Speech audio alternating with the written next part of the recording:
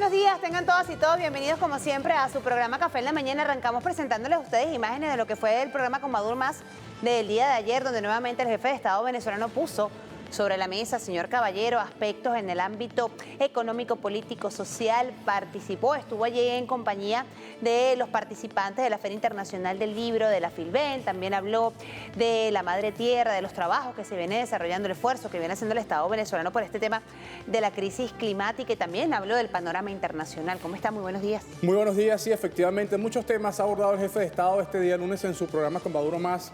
Entre ellos hay que destacar lo electoral. Ha dicho que, bueno, avanza muy bien esta campaña de las fuerzas revolucionarias y con posibles ya sorpresas en municipios tradicionalmente manejados por la oposición.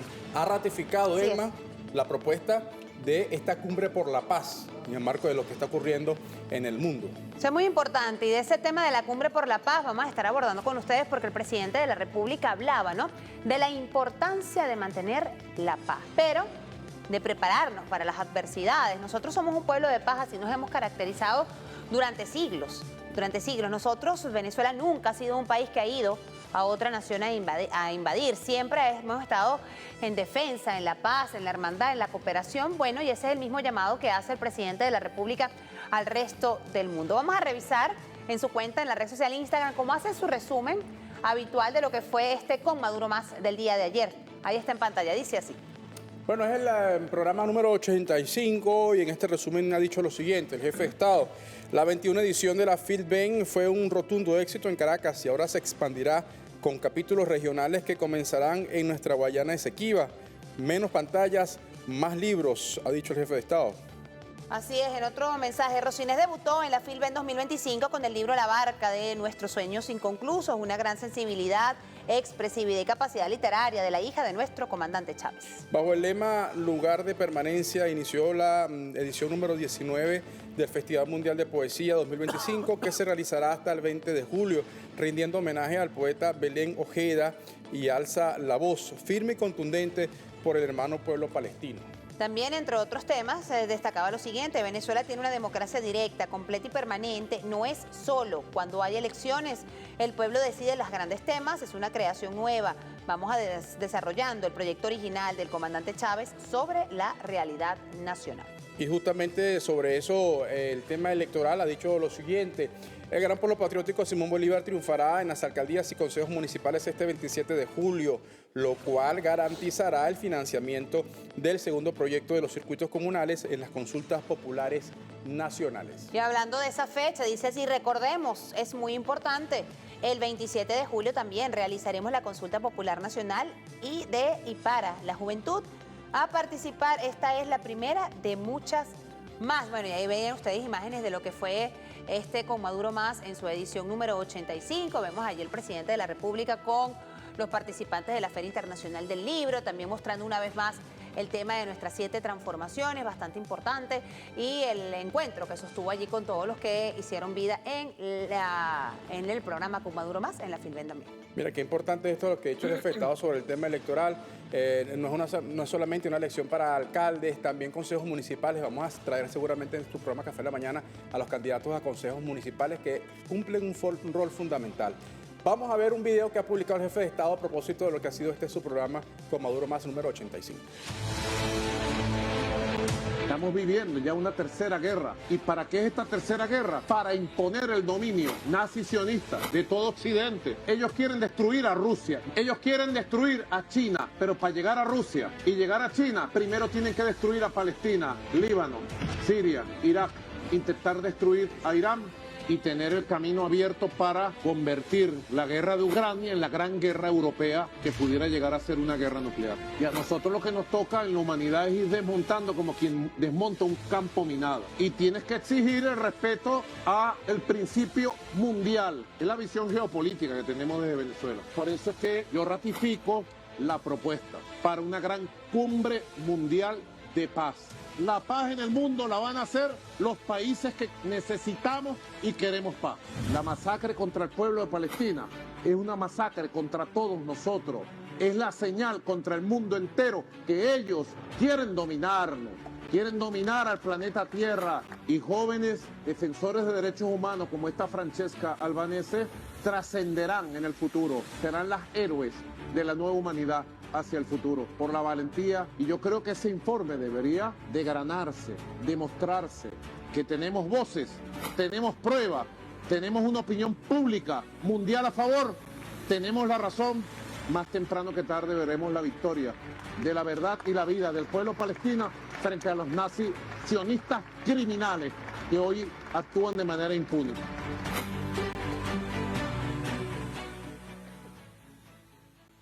Bueno, esta es la propuesta que ha hecho el jefe de Estado, ¿no? Sigue haciendo y ya vamos a revisar al detalle una propuesta por la paz, una cumbre por la paz ante esta situación de guerra que está viviendo el mundo, la OTAN contra Rusia, la ofensiva del Estado de Israel contra Irán, contra Palestina, contra el Líbano. Vamos a recordar justamente, señor Caballero, cuáles son esos 5 puntos al cual el presidente de la República hace referencia y llama justamente, mira, ahí están, justamente al tema, mira, ahí está.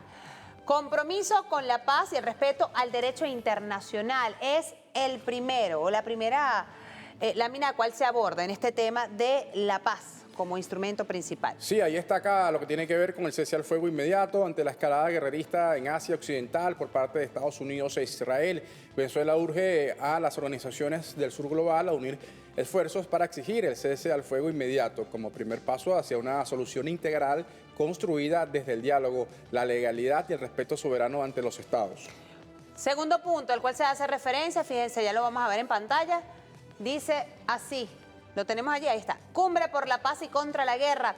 En defensa de la paz, la igualdad y el derecho internacional, Venezuela propone una cumbre por la paz y contra la guerra con la participación plena y activa de las naciones del sur global, comprometidas con el multilateralismo y la paz para detener la escalada de agresiones de Israel y Estados Unidos en Asia Occidental, un conflicto que podría arrastrar a la humanidad al abismo de una guerra nuclear. Y si vamos al tercero de estos puntos que ha planteado Venezuela, por función de la paz, tiene que ver con Palestina, paz duradera y justa para el mundo palestino, para el pueblo palestino. Venezuela reafirma su apoyo inclaudicable a la paz en Asia Occidental, una meta que es solo posible a partir de una solución justa que honre el derecho de Palestina a un Estado soberano con Jerusalén, como su capital, conforme a las resoluciones de la ONU. Fíjense, cuarto punto bastante interesante, tiene que ver con la zona libre de armas nucleares en Asia Occidental, desarme nuclear en Israel en particular.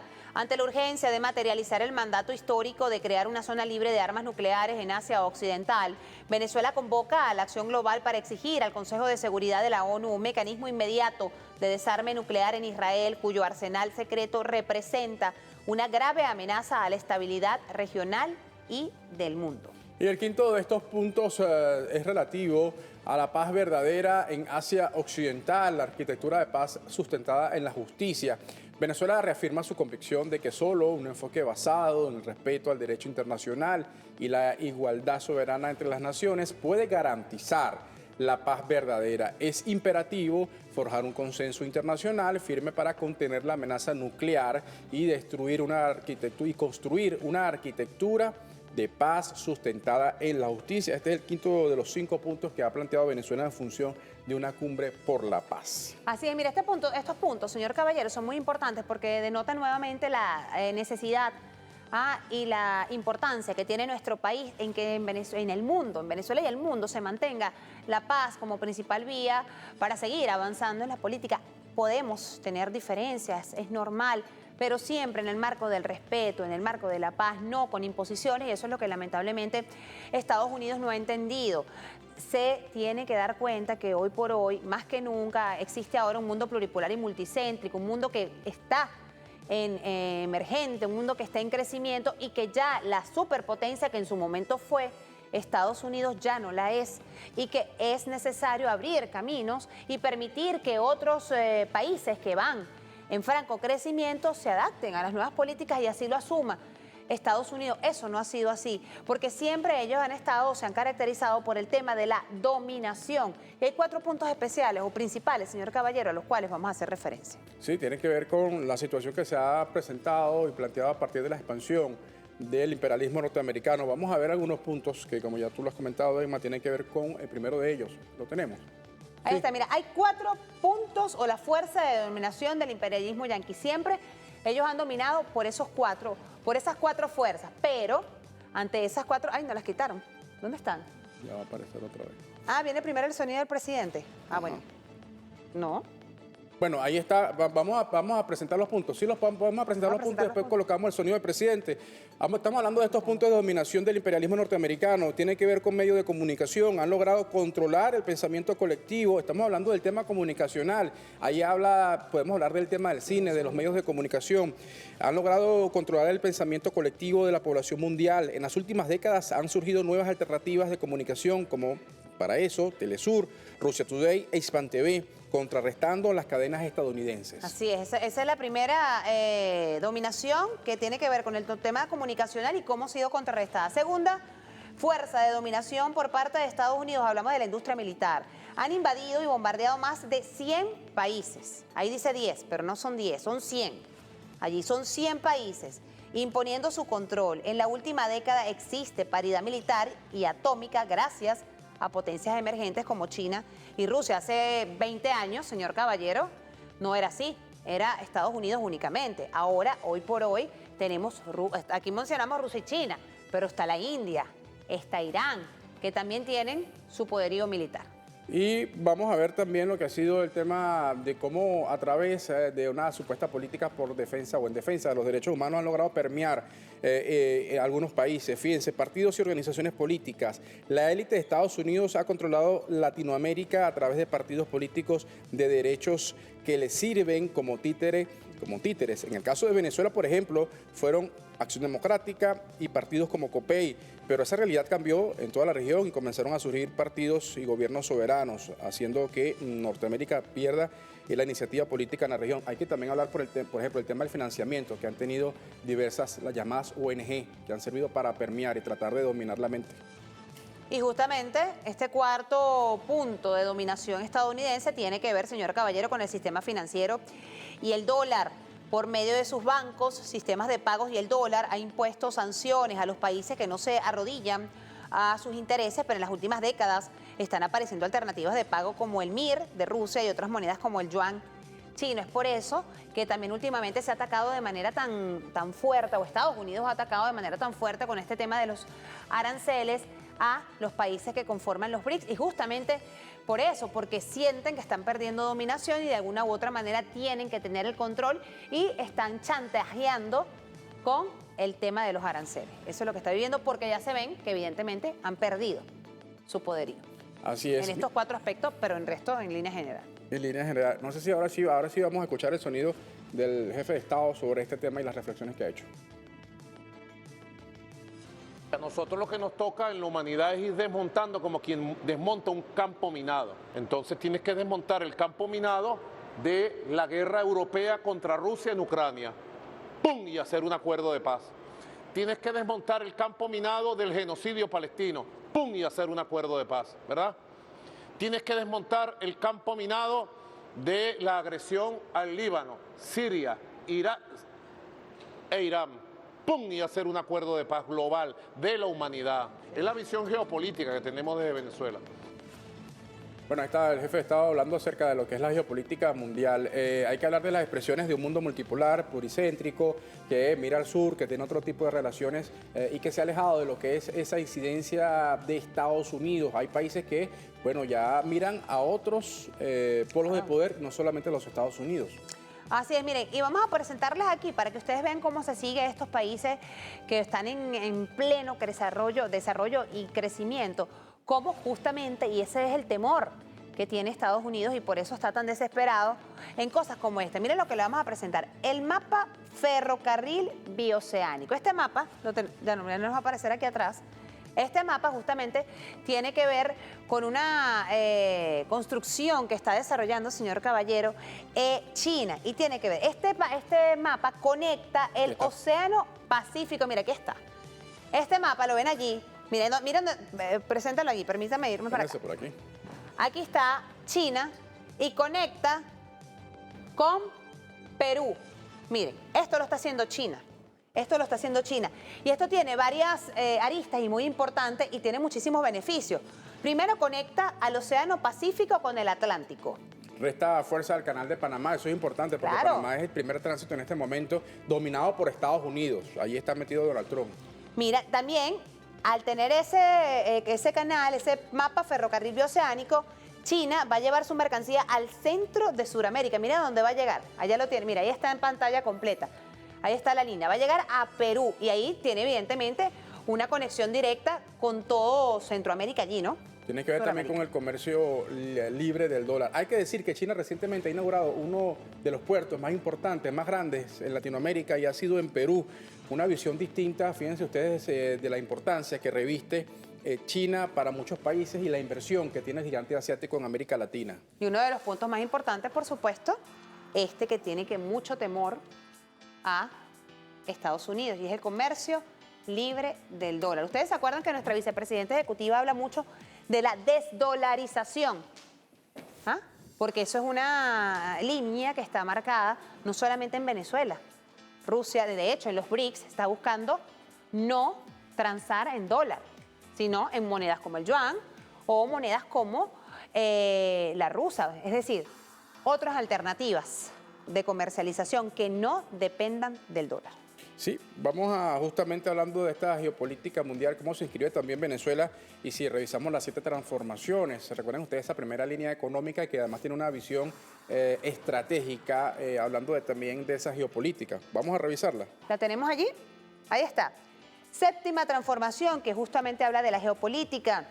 Una última transformación abarca la geopolítica, la cual plantea la inserción y el liderazgo de Venezuela en la nueva configuración mundial y como parte de ello propone construir la integración latinoamericana y caribeña y fortalecer los BRICS. Esa está la 7 en la transformación número 7, que es la última, pero no quiere decir que sea la menos importante, porque cada una tiene su relevancia allí.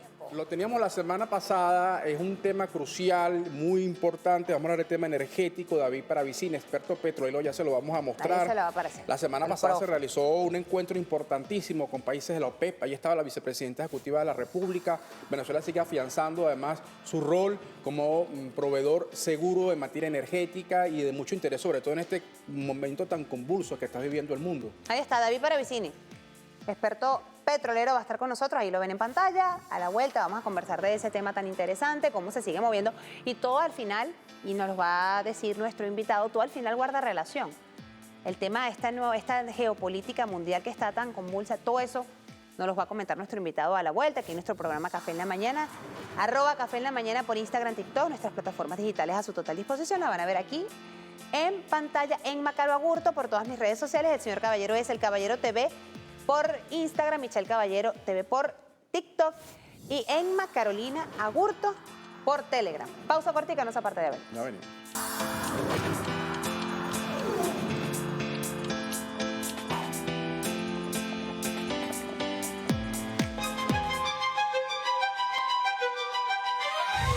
Podemos hablar de inversión, de seguridad, de accesibilidad, si no podemos garantizar que los pueblos del planeta y del sur global tengan acceso a la energía y que sea un acceso a la energía seguro y que también sea una inversión que garantice y mitigue la crisis y la emergencia climática. La transición energética debe ser equilibrada. Ya sabemos hoy, por ejemplo, que los 2.2 billones de dólares de inversión en energías renovables no garantizan que para el año 2050 la emisión carbono sea cero. No hay garantía. Si no hay un equilibrio responsable que esté alejado de posiciones no realistas, estamos poniendo en riesgo la seguridad y el trilema energético. El mundo está en guerra, Aitén. está en guerra, donde principales productores energéticos están involucrados, donde principales consumidores energéticos son objetivos, donde el expansionismo sionista amenaza una región importante productora de petróleo y de gas, donde 3 países que estamos sentados acá, Libia, Irak, Venezuela, hemos estado bajo foco. El 26% de la producción petrolera del mundo hoy está bajo medidas coercitivas unilaterales. El 46% de las reservas petroleras del planeta están bajo medidas coercitivas unilaterales. Pero eso no ha quitado que Venezuela hoy esté recuperando producción petrolera, se prepare para exportar su primera molécula de gas en el año 2027. Expandimos condiciones con un nuevo mundo que se abre, un nuevo mundo que puede tener expresión, por ejemplo, en el bloque de los BRICS, donde alianzas estratégicas con Rusia, con China, con Irán, con la India, con Turquía, con países no alineados con esta polarización de Occidente contra principales productores energéticos, tienen hoy inversiones en Venezuela. Lo más importante es el equilibrio, donde la geopolítica deje de interferir en las relaciones energéticas del mundo. Conecta justamente de lo que ha sido parte de esa participación de la vicepresidenta ejecutiva de la República, Delcy Rodríguez, en el recién finalizado cumbre, el seminario de la OPEP, de que tiene que ver con las energías, y ya nos acompaña nuestro invitado David Paravicini, experto petrolero, un poco para desmenuzar esta situación que se está generando en el mundo, un mundo tan convulso por la geopolítica, lo que está ocurriendo, esta ofensiva de la OTAN contra Rusia, lo que ocurre en Israel contra Irán, y en ese contexto el tema petrolero tan importante. Buenos días, gracias por estar con nosotros. No, gracias por la invitación. Pero es fundamental porque esto es el tema de la energía, es decir, cómo se mueve el mundo desde hace más de 100 años, cuando ya el petróleo se convierte en el cambio industrial fundamental en los Estados Unidos, que sería llamar la segunda revolución industrial después del carbón, que le permite a Estados Unidos una expansión por el acceso a fuentes de energía inagotables, a precios ínfimos, y que luego lo sometieron a un sistema monopólico de control de su producción, de su transporte, del mercado, etc.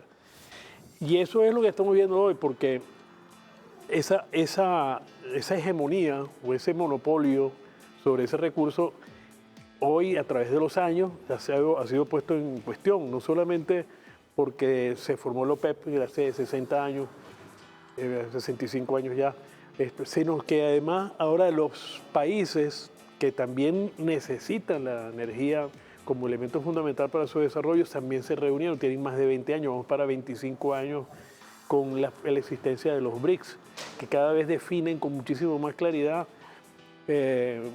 sus objetivos, las formas de acceder, de reconocerse como países productores de bienes y servicios con acceso a la energía, porque entonces los BRICS se reúnen casi el 80% del total de las reservas y además el 40%, más del 40% del suministro del petróleo actual en el mundo, con los países que pertenecen al OPEC Plus.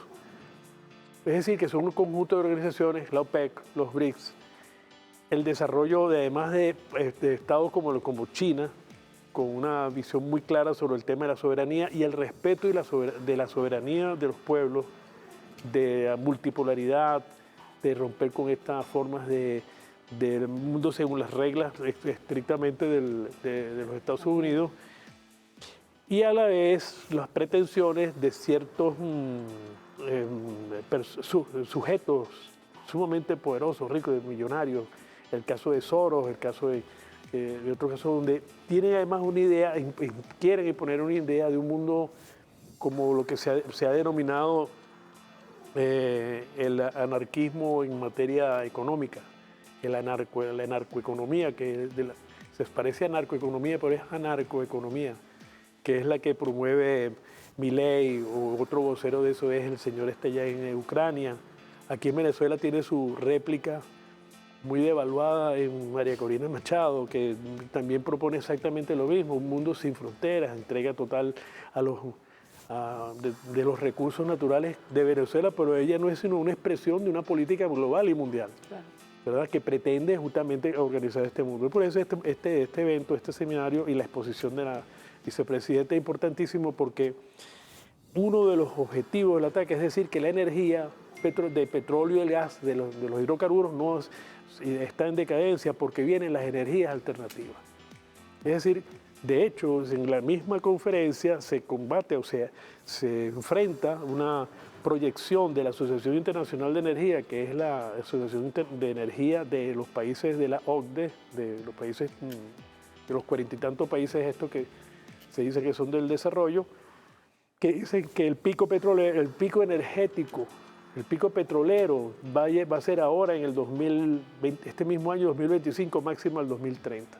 Por eso la vicepresidenta en su intervención habla del 2050, porque para la OPEP, para los países de los BRICS y para las instituciones de energía que están pensando en estas formas de organizarse en el mundo, no hay tal pico petrolero ni en el 2030 ni en el 2050, porque hay miles de millones, no estoy exagerando, no estoy hablando de cifras, todavía de personas en el mundo que no acceden a la energía.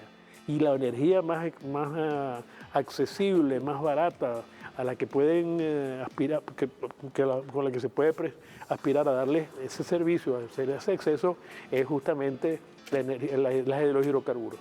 Profe, una también de las acciones o que decía nuestra vicepresidenta durante su intervención allí en la OPEP tiene que ver con que más del 40% de los países productores de petróleo están o gozan o tienen medidas coercitivas, o sufren, mejor dicho, esa es la palabra, sufren de medidas coercitivas unilaterales. ¿A qué cree usted que se deba esto, tomando en consideración que vemos, como usted bien lo ha dicho, el 80% de los países BRICS también, ¿no?, tienen un importante tema en cuanto a hidrocarburos, en cuanto a tema petrolero, y vemos a un Estados Unidos desesperado que ahora se ha dado la tarea de chantajear a Raquel y todo aquel, al mundo entero, con los aranceles.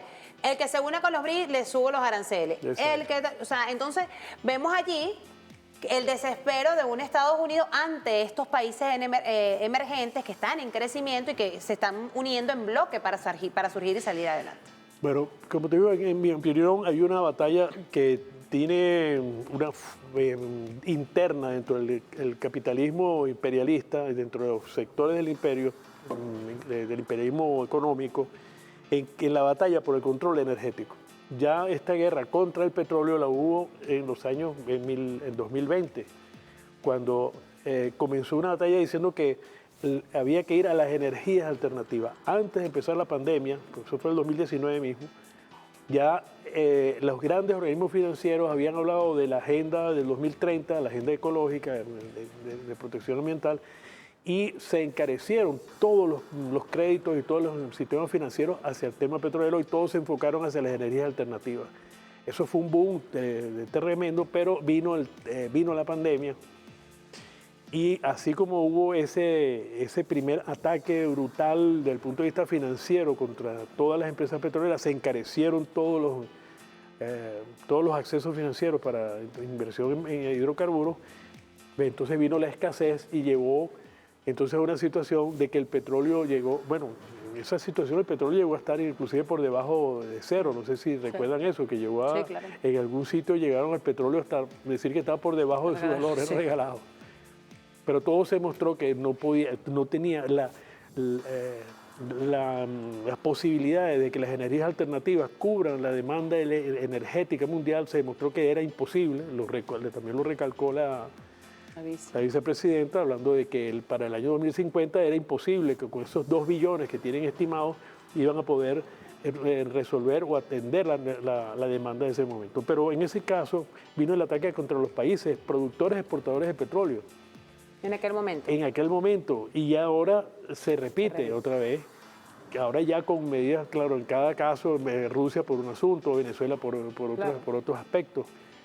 El caso de Irán, pues ya es un caso ya más, que ya tiene más tiempo, que tiene que ver con una retaliación, además, por lo que fue la revolución iraní.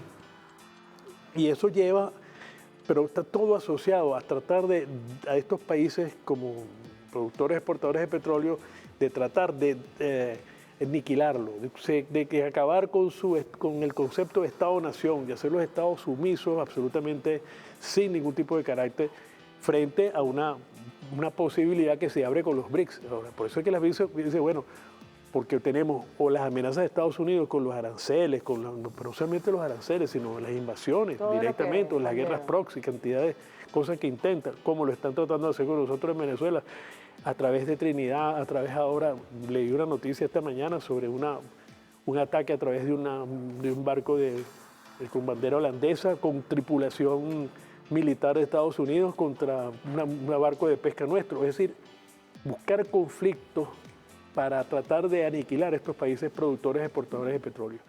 Creo que esto se ha condenado al fracaso, como ya antes lo intentaron contra la OPEP. Son batallas fallidas. Reuniones como el seminario donde se defendió entonces no solamente el tema de los temas de los precios y del tema de la demanda, sino que el petróleo no tiene sustituto, por lo menos en los próximos 100 años. Ese tema es importante. Lo que entonces, eso es muy importante porque además... Más allá de estas energías alternativas, profe. Exacto. Por eso. Eso es importante recalcarlo una y otra vez. Vemos, por ejemplo, en Estados Unidos, el propio Donald Trump le ha dicho a su amigo, ¿cómo se llama? Elon Musk, que no quiere carro eléctrico. Es decir, no es viable en este momento, porque a propósito usted hablaba del tema del pico de consumo de petróleo. Pero es que el pico de consumo energético, cuando uno ve de dónde sale la energía eléctrica, o sea, ¿cuál es la fuente de producción de energía eléctrica en el mundo? Vamos a hablar de energía no primaria, vamos a hablar de energía secundaria. La principal fuente de generación de energías secundarias es el petróleo. Y el carbón. No solamente el petróleo para hablar de las energías alternativas, sino que además para producir energía eléctrica que hace falta para producir los carros eléctricos, es decir, esas fábricas que producen eso, que transforman eso, otras materias primas, esas cadenas de suministro que hay allí para producir el carro eléctrico, trabajan con electricidad. La producción del litio, la producción de todas las materias primas que están involucradas dependen de una altísima generación de consumo eléctrico que es derivado del petróleo y derivado del gas o atómico. Es decir, esto está montado todo sobre una falacia que lo que quiere es eliminar 5.000 millones. ¿Qué busca eso, profe? Eliminar 5.000 millones de personas sobre el mundo, y lo han dicho. Eso, si uno ve los discursos ya en otros escenarios, de otros de estos ricos, de estas grandes gente que están opinando sobre este tema, donde hablando de que la población, que estamos sobrepoblados, sobran 3.000 millones, pero no solamente eso, sino que están haciendo planes de inversión para mudarse a Marte.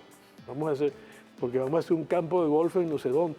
De este tipo de cosas que son absurdas, pero esta gente tiene tanto poder, son tan necios, vamos a decir que trabajan en lo absurdo.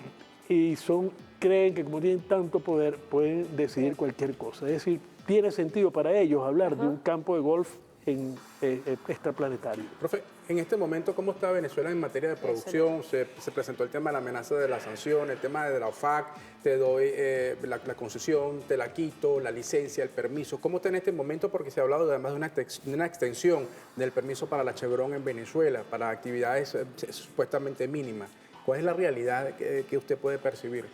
Bueno, esa es una realidad que tiene que ver con ese mercado internacional, con las habilidades que justamente tiene tanto la oficina nuestra de Venezuela para negocios con empresas extranjeras, la vicepresidencia, que es la responsable, la vicepresidencia Delcy, que es la responsable de esa oficina, y ese es el aspecto internacional. Pero hay un aspecto nacional que nosotros tenemos que tratar, que es cómo nosotros vamos a manejarnos con la energía. Por ejemplo, nosotros tenemos gas y somos la cuarta potencia de gas, y nosotros utilizamos el gas como fuente energética. Lo tenemos para quemamos el gas. El presidente Chávez en el año 2007 hizo un plan que él lo llamó de independencia económica. Dice, para poder hacer la revolución necesitamos hacer una revolución económica, y tiene que ser con el gas. Hizo un plan, un proyecto que se llamó Revolución Energética de ANACO, y que le dio los recursos para tener, él decía, para el 2013, eso fue el 2007, el 2013 deberíamos tener gas directo en todas las casas. el 90% del parque de automotor tenía que estar con gas automotor. La activación de petroquímicas en todo el país y unas criogénicas, inclusive en el Zulia, y se inauguró la criogénica en ese momento, en ese año 2007.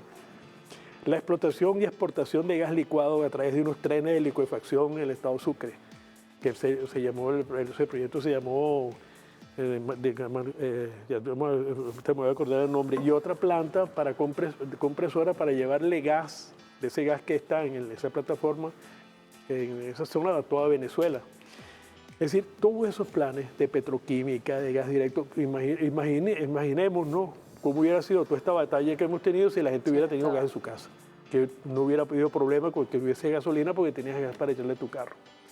Son proyectos estratégicos que fueron saboteados de manera directa por quien era presidente de PDVSA y ministro de Petróleo en ese momento, que fue Rafael Ramírez, y al cual no se le ha hecho todavía el juicio político correspondiente. Rafael Ramírez torpedió, saboteó esos se robó el dinero, además. ¿Cómo se roba el dinero en ese tipo? Se hace el proyecto, se gasta, le pagan las ingenierías que hacen los proyectos, se compran los insumos, o sea, se hace la procura y después no se hace nada. Lo que debería ser el proyecto, una inversión de ese tamaño para beneficiar a los venezolanos. Pero respondiendo a tu pregunta directamente, es importante lo que se está haciendo a nivel internacional, se va a recuperar la producción seguramente, pero el problema urgente nuestro es cómo nosotros nos organizamos energéticamente en lo interno, cómo nosotros somos libres, independientes y soberanos energéticamente. ¿Y qué mecanismos se pudiesen utilizar para lograr eso, profe? ¿Usted qué propone? Bueno, mira, lo que hemos venido proponiendo son proyectos que tienen que ver, uno, con rescatar ese proyecto de Chávez, de la revolución energética, que permita la revolución social, porque dice, si no tenemos una base material, va a ser difícil hacer una revolución social porque necesitas tener a la población con acceso a eso. En segundo lugar, analizar bien cuál es el rol nuestro en la producción tanto petrolera. Es decir, nosotros deberíamos llevar nuestra condición de nuestra industria petrolera PDVSA a que sea realmente una operadora, que sea operadora realmente y no como ahora, que es comercializadora, distribuidora. El Estado ha estado como marginado. Nuestro Ministerio de Energía y Petróleo, ahora es Ministerio de Hidrocarburos, prácticamente muy limitado en sus responsabilidades, lo que hay que hacer. La Contraloría General de la República no tiene acceso todavía, no hay ni un efecto de una acción de Contraloría sobre PDVSA. Profe, la ExxonMobil salió de Guyana, se habla de eso, de que se puso fin, es decir, se vendió humo, se estableció proyectos sobre algo que no existía. Yo sostuve siempre. Es un proyecto que es de orden político, no tiene ningún objetivo ni económico, ni de control de mercado. Es un objetivo político para acceder al petróleo que es el que necesitan ellos. Ese es un petróleo, se lo repito una y otra vez, está a 3.000 metros de profundidad, en alta mar, frente a un petróleo que hay aquí en tierra firme a 200 metros, a 500 metros, 800 metros. Cualquiera sabe, y más en el mundo petrolero, de cuál es el petróleo que se necesita para una situación como la que tiene el mundo, una demanda creciente. Entonces es un tema geopolítico, profe. Absolutamente. Es decir, Estados Unidos, su geopolítica incluye para qué va a servir el petróleo venezolano. Profe, le pregunto, Venezuela en este panorama internacional geopolítico de petrolero es clave para la estabilidad energética mundial. Totalmente, porque estamos hablando justamente, por eso es importante la primera definición. ¿Es el petróleo, va a ser el petróleo un elemento fundamental en la matriz energética mundial para los próximos 50, para los próximos 100 años? Si la respuesta es sí, entonces el petróleo venezolano y el petróleo que tenga todo el mundo es fundamental para que este objetivo de llegar al año 2050 o para los próximos 100 años podamos acceder a esa energía. Pero no solamente importante para el punto de vista de la demanda o de la justicia social o de la equidad, sino desde el punto de vista de los inversionistas que necesitan escenarios seguros y claros para sus inversiones. Si dices, voy a hacer una inversión en petróleo, pero dentro de 10 años ya el petróleo no va a ser, la inversión no va a buscar el petróleo, que fue lo que trataron de hacer en el año 2019 con toda la campaña que hubo, porque las energías alternativas eran las que iban a resolver los problemas, la demanda energética, porque además era la que iba a cumplir con los objetivos del año del 2030. Y por eso el tema fundamental de Venezuela. No hay forma de que el mundo convencido o demostrado que el petróleo es la fuente energética fundamental para los próximos 100 años, las fuentes energéticas de Venezuela son claves y estratégicas para el mundo. Y es parte de esa batalla lo que estamos viviendo, nuestros países estamos viviendo. La importancia que tiene hoy día Venezuela sancionado, y más allá del tema de las sanciones, para el mercado petrolero mundial, tomando en cuenta que estamos muy cerca de los Estados Unidos, uno de los que siempre fue, digamos, compradores de petróleo de Venezuela. ¿Qué importancia tiene Venezuela? ¿Le sirve más a Estados Unidos poder restablecer una buena relación con Venezuela para el tema petrolero, por ejemplo, que, por ejemplo, Medio Oriente?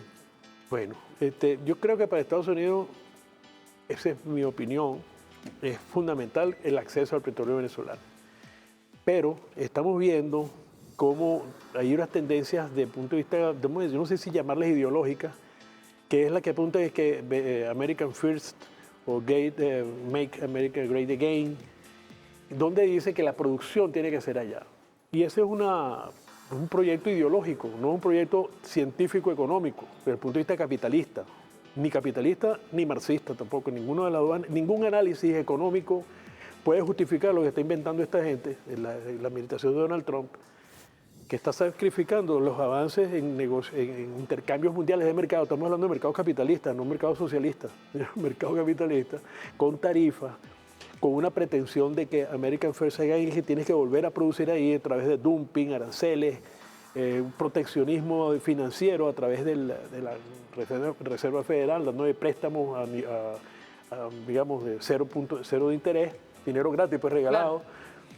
Claro. Estamos hablando de una pregunta aparentemente técnica, donde está enfrentando exposiciones o acciones políticas, estrictamente políticas, con objetivos que alguien, la mitad del mundo lo está poniendo en duda, si Estados Unidos va a lograr efectivamente abatir o, digamos, someter al mundo entero a través de tarifas, amenazas, guerras y bombardeos. Estamos hablando, no es una discusión técnica. No, o claro. ¿Será posible que técnicamente y además dentro de la lógica del capital, Estados Unidos debería estar haciendo lo que tiene que hacer comprando su petróleo venezolano e invirtiendo aquí como, tiene más de 100 años haciéndolo? Bueno. Así es, profe. Bueno, muchísimas gracias. Mire, hoy no lo cortó por nadie. Estuvo completico, profe. Pero muy interesante el análisis porque nos permite de manera llana, de manera sencilla, a la gente entender qué está ocurriendo, cómo se ve o cómo se visualiza ese panorama político, porque es geopolítico, internacional, y de qué manera tiene incidencia en Venezuela, porque a lo mejor la gente dirá, mira, no, lo que está ocurriendo en Rusia, en Ucrania, en el Medio Oriente no afecta a Venezuela, no, tiene incidencia de manera directa en nuestro país, ¿no? Sí, y es importante construir ese relato, porque o se ha hecho demasiado técnico, exacto, demasiado, digamos, donde queda la gente fuera, y a pesar de que hay programas y salen publicaciones, la mayoría de las veces cuando uno sale se reúnen en los consejos comunales, en las comunas, y la gente preguntando y preguntándose, y bueno, si uno ve la necesidad de que haya un plan de explicar esto, un relato que consistente, entendible, pero además consistente, que sea demostrable además.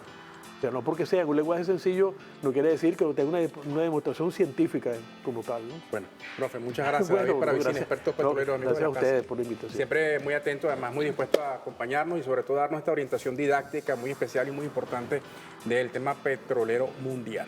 Así es, amigo. Mira, 11:56 minutos de la mañana, nos despedimos bien atentos. Ya está arribando a nuestro país nuestra selección de softball que llegó campeona de ese World Champion. Así que bueno, estamos bien pendientes ahí de nuestro recibimiento de nuestros atletas y en cualquier momento se va a establecer comunicación desde el Aeropuerto Internacional Simón Bolívar de Maiquetía. Nos despedimos, será hasta mañana, siempre con una sonrisa. Cobra bien, le va bien, feliz tarde para todos. Chao, pendiente de la información. Café en la Mañana fue presentado por el Banco de Venezuela, donde el mayor valor eres tú.